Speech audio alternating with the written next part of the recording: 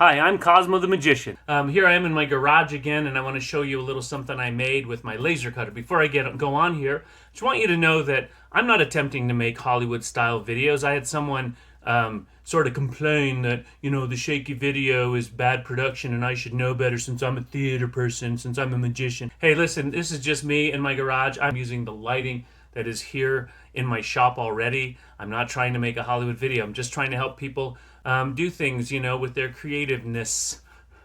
Is that a word? I don't know. This is what I made, this little sign.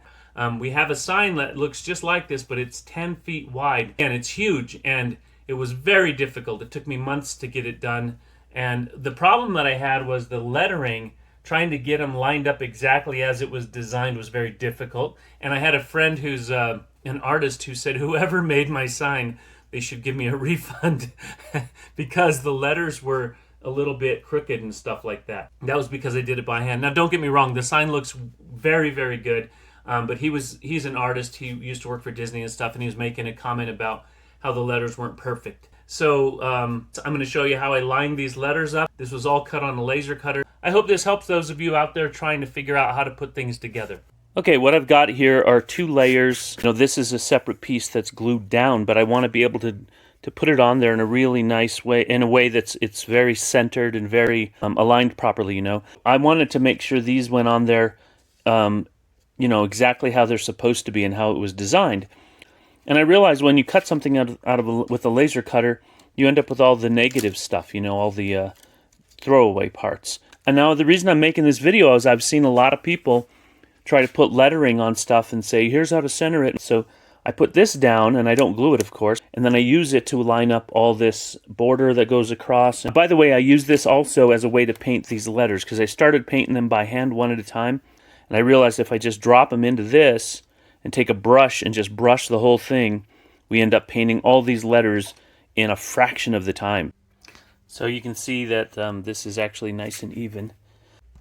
Now I'm anticipating a problem with putting these letters in since I painted them first. What it's done is it's made the letters a hair thicker, and as well as the template a hair thicker, so that when you go to put the letter in there, it's really difficult to push it through.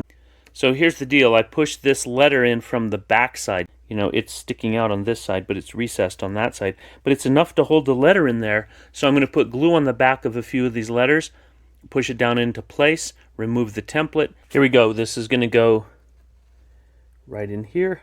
Now, I'm giving most of the pressure to the letters themselves. The basic idea is just using this piece as sort of a guideline to where to put your letters. And there you have it.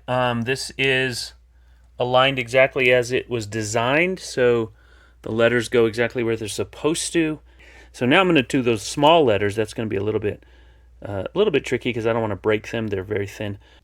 Here's something kind of funny. The little tiny S and the apostrophe from the sign was missing, and I didn't even realize it. So I'm going to scoop up all these pieces and see if I can find it. So I'm just going to show you that this template comes in handy for lots of things. I'm going to try to paint this. So anyway, as you can see, this is a kind of a nice little holder. You don't want to just throw a ton of paint on this, and you could use this to spray paint too if you want. Oh, I was going to say you don't want to just totally gob it on there, because it kind of makes it stick to the template, and then it's hard to get out. So I'm getting these tiny little letters in here, and it's working out great. So look, it just kind of falls through the template.